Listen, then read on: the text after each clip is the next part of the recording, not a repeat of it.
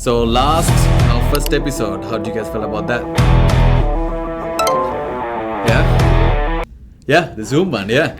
I almost forgot about it, honestly. Yeah, I just watched it the other day, actually. yeah, talking about your laundry. That showed up twice in there. I was like, why is it doing that? I was just talking about that today. I'm like, how embarrassing.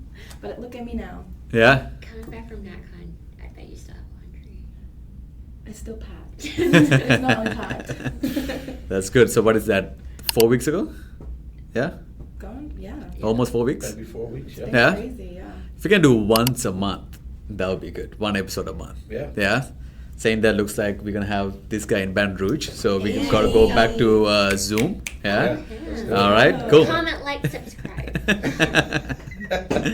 All right, we'll try to keep it short and simple. Like do a small episode 2. I think you guys already know the topic: pain And pleasure. and pleasure. Right? I personally think our business and what we are doing daily creates more pain and pleasure faster. When most people go through pain and pleasure in the long run, like it takes like years and years of them. Like we go through that very fast, right? Right. So a few things that I personally want to discuss. Start with pain. I think that's kind of the hardest topic, and then we'll cover some pleasure parts too, right? I think just go everyone's point of view on pain and pleasure. Okay.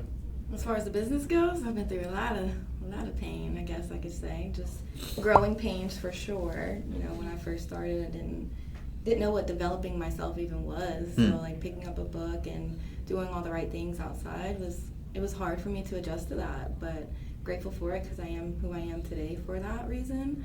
And just learning how to be a business partner and realizing we're not always going to agree, but we can come up with an agreement, and just kind of putting myself out there to talk to you specifically about maybe problems I'm having or anything like that. It was trial and error for sure. I think you know that already, but I'm grateful for the relationship that we have for going through that, though. Are you getting nervous, or are you just shaking your chair all the time? See, I Yeah. told him this. If I sit in a chair, I'm going to do this. And he just wants to be like, stop it.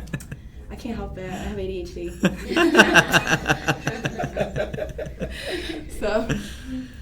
All right, so I'll start with this one. Every decision you have made in your life came down to one thing: avoiding pain or chasing pleasure.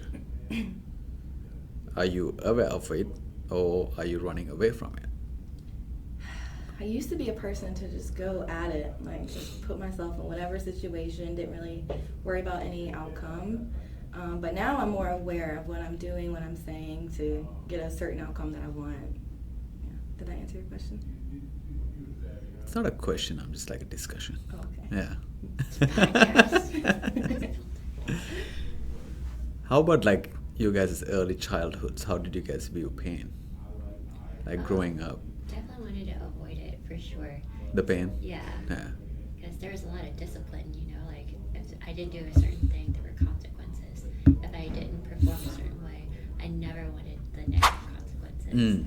So I think it was both. I definitely chased the accolades, the awards, the good grades, things like that. Oh, because you were the smart kid. I was. Yeah, she's a straight A.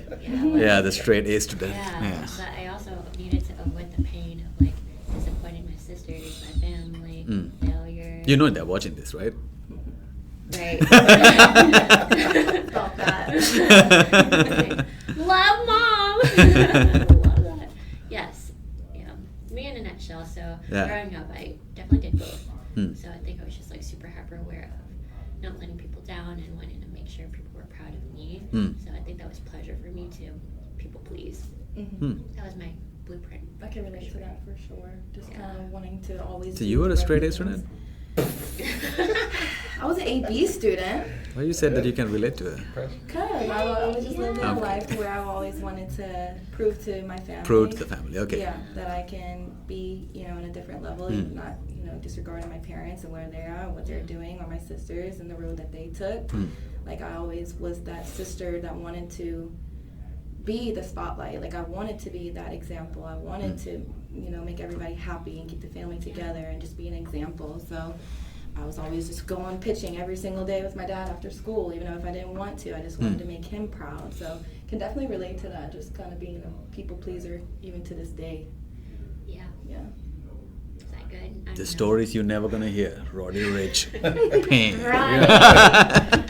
Lay it on me. For me, growing up, it was more like just doing the right things or the wrong things. Like, Were you like doing pleasure. wrong things more often to feel the pain, or were you doing the right things too? I definitely was doing a lot of wrong things, Mm. right?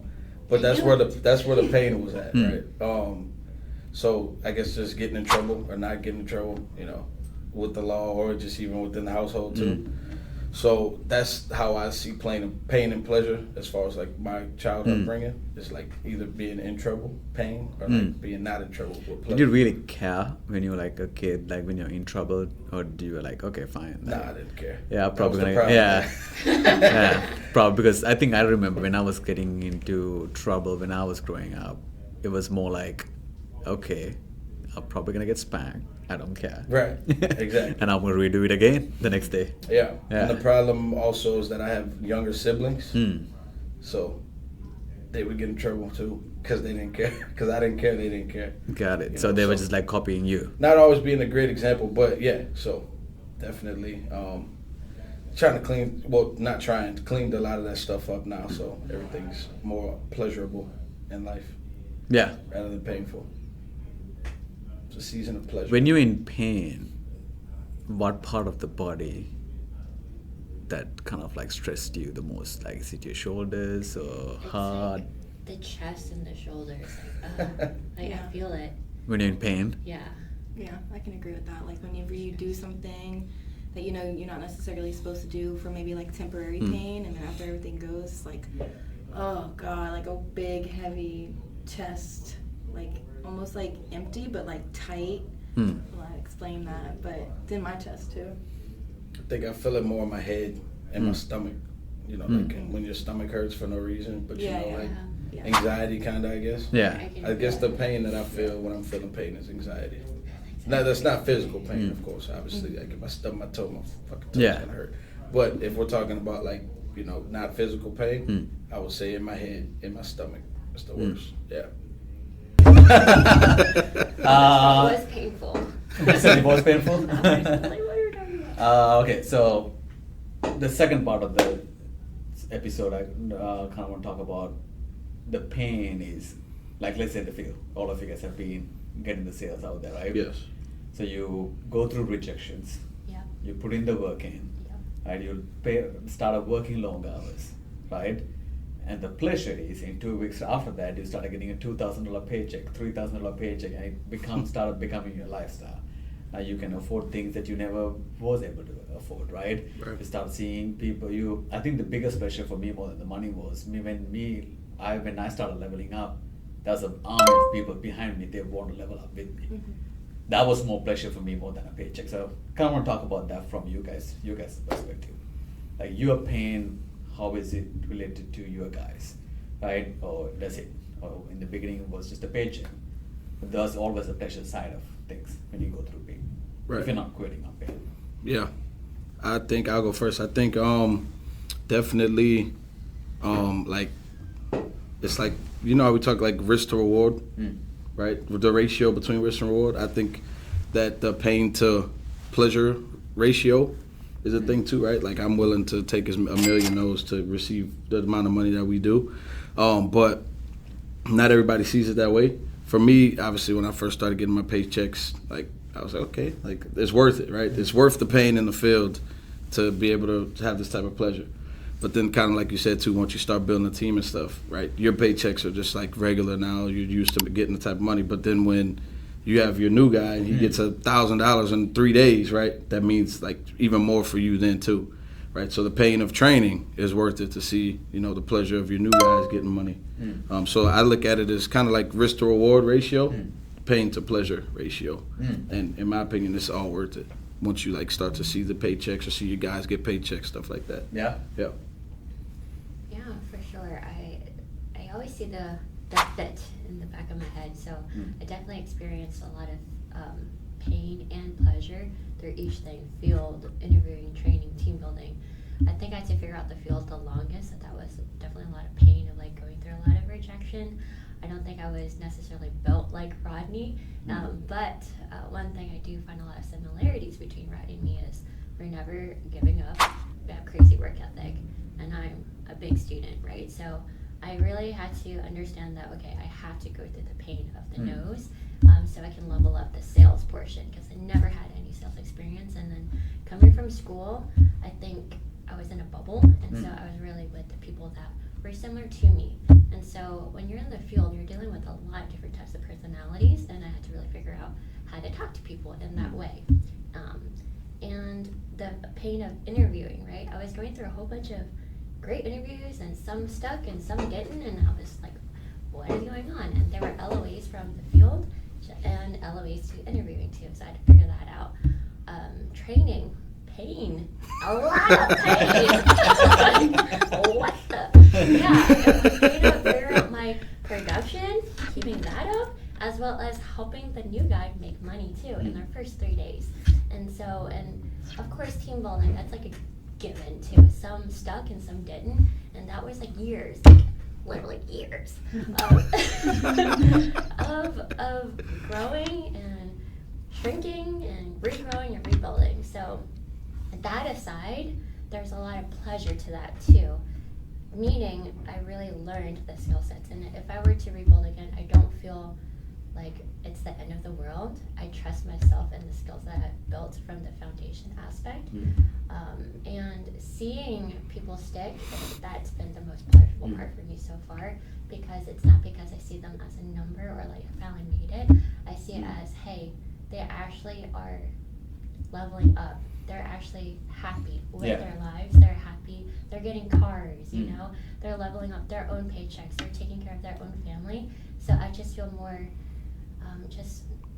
not just relief, but also a sense of pride in them to see them grow. So that's what inspires me, and I know that I can take it to a larger scale too. So me doing this as a rep level, I know I could do even more as an owner. So that's why the pleasure. It's like, it's worth it. You know? Yeah, I think it pays compound interest if you can handle it. Yeah. Most people don't want to handle it. They just need like, what's tomorrow? Maybe I'm different. You guys can probably answer this better than me, but I think in a country like this, where it's blessed to go through pain to have a higher reward. Let's say if your pain is 10%, but your reward is gonna be 20%.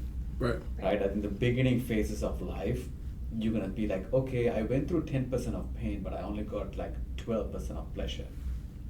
Right? And then everyone is like, why would I want to go through that 10% pain to get a 12% pleasure?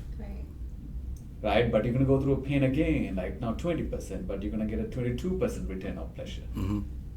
Right? But over time, it just compounds, and then you're going to go through 10% of pain, 90% of pleasure. Right? Most people don't understand that math. Right? So I think that's the biggest part of like humans, is like we go through a tiny little bit of pain, and then when you get only like 12% of return, right? And they're like, I remember when we were beginning stages of Anco, there was guys and girls coming to business like dropping $1,000, $2,000 a week, and they're like, oh my God, I had to work like 80 hours a week to do this, hey Sean, 60 hours a week, right? Yeah, they didn't see it as worth it. Yeah. They didn't see the math. I was like, bro, you're getting $1,000 paycheck. Yes, but I had to work for it. Yes. You gotta fucking work to make money.